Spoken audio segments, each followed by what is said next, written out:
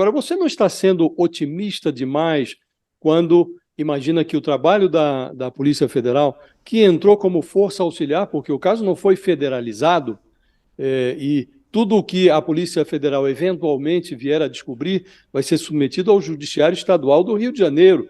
Não é muito otimismo imaginar que, com 5 anos de atraso, a entrada da Polícia Federal sem a federalização levará a algo alvissareiro neste caso?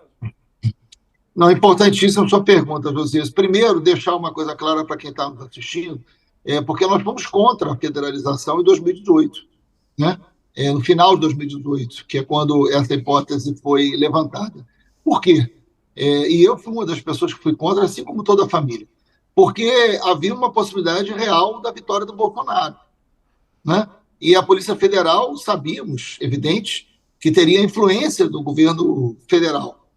E corretamente fomos contra a federalização naquele momento, o que não nos deixava uma alternativa tranquila no que diz respeito à condução de parte da Polícia Civil do Rio de Janeiro. Mas eu quero fazer uma observação assim.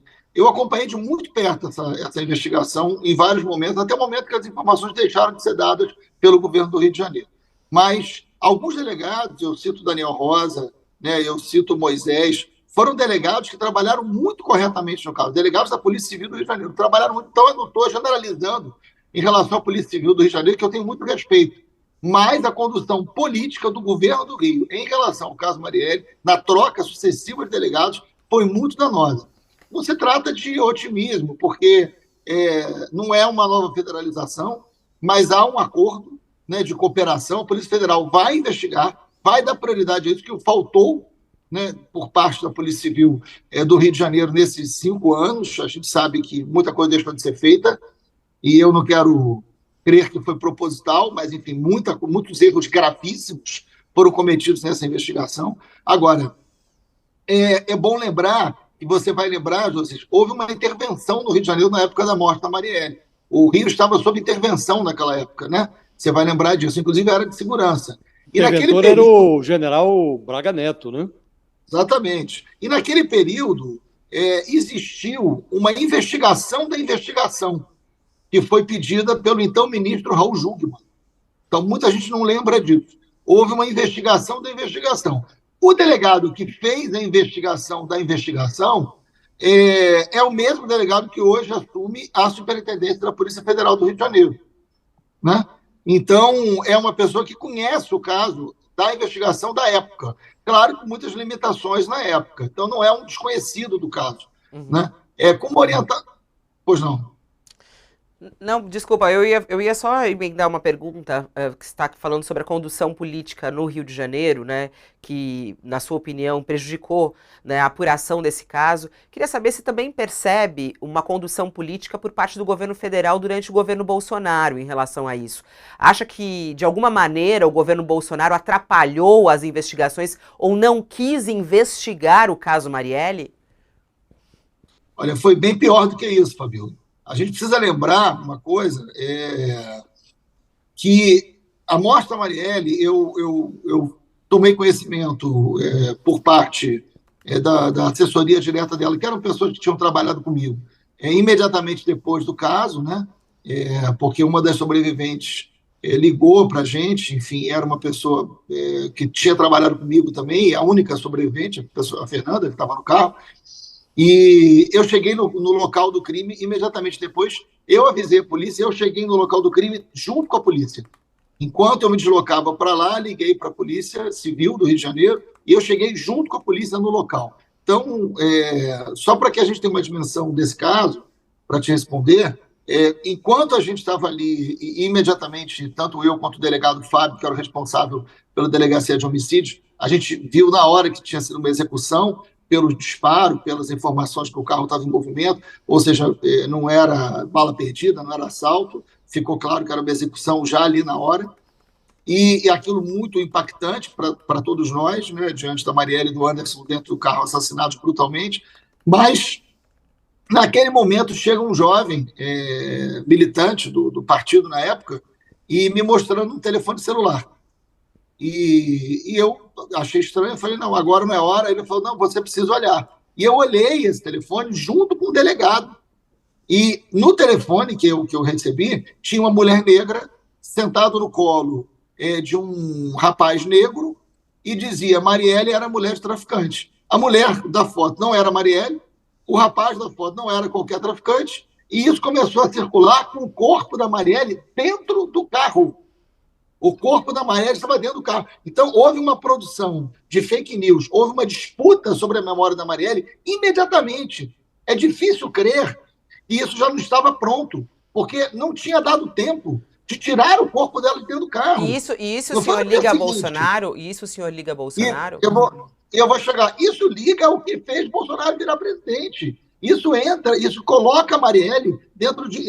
É inacreditável. Mas você pega um homicídio de uma mulher negra, algo grave em qualquer lugar do mundo, o homicídio de uma parlamentar, né? E você coloca esse homicídio numa disputa ideológica de uma sociedade. E essa disputa ideológica, a civilização fez contra a barbárie. O representante dessa barbárie, que quase acabou com esse país, foi Bolsonaro. Eu não estou com isso associando qualquer... Eu não estou sendo leviano de associar qualquer autoria de crime. Eu nunca fiz isso nesses 5 anos. Eu fui muito questionado sobre isso e eu não fiz qualquer alusão nesse sentido. Agora, não foram poucas as vezes que a família Bolsonaro incentivou, né, a desqualificação da memória da Marielle. Foram várias as vezes. Foram várias. Esse contexto me leva a lhe fazer uma pergunta que é incontornável. A barbárie do Bolsonaro tem um pé na milícia no Rio de Janeiro.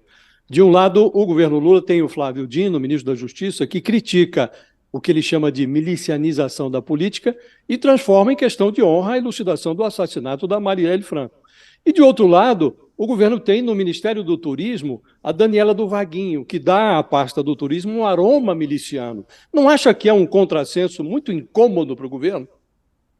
Acho que não, Josias. São coisas completamente distintas. Uma coisa é a complexidade do Rio de Janeiro, o que existe na Baixada Fluminense, o que existe nas relações entre prefeituras e territórios. O Rio de Janeiro não é um lugar simples, há uma complexidade muito grande. Isso é um assunto que a gente tem que tratar. Como é que você dialoga com os setores mais populares do Rio, um Rio dominado pelo crime, territorialmente a economia dominada pelo crime? Como é que você cria alianças em lugares no Rio de Janeiro que não são lugares da Zona Sul do Rio de Janeiro? Esse é um debate que nós vamos ter que enfrentar, que não é simples, Isso é uma coisa.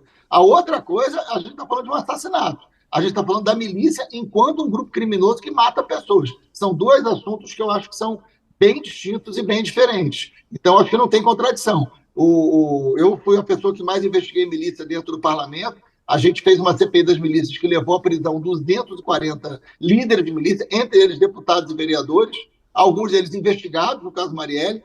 Eu tive um irmão assassinado pela milícia. Eu não tenho do Rony Lessa, que era um policial que matou, enfim, acusado de ter matado a Marielle. Ele era de um grupo chamado Escritório do Crime, que não era necessariamente um grupo miliciano, mas era um grupo que matava para a milícia, matava para jogo do bicho, tinha envolvimento com a milícia direto, como era o caso do Adriano. Ou seja, essa complexidade. O Rio é um lugar que, no relatório da CPI das milícias, o Sakamoto acompanhou bem o relatório. O relatório da CPI das milícias tem uma frase que eu começo o relatório dizendo: crime, polícia e política não se separam no Rio de Janeiro. Eu disse isso em 2008. E eu falo isso em homenagem à boa polícia e à boa política. Agora, existe uma banda podre da polícia que sempre foi utilizado pela política para dominar território e para ganhar a eleição. Isso faz com que o Rio tenha o exercício de uma máfia que mistura território, crime e poder. E isso tem uma relação direta com a morte da Marielle.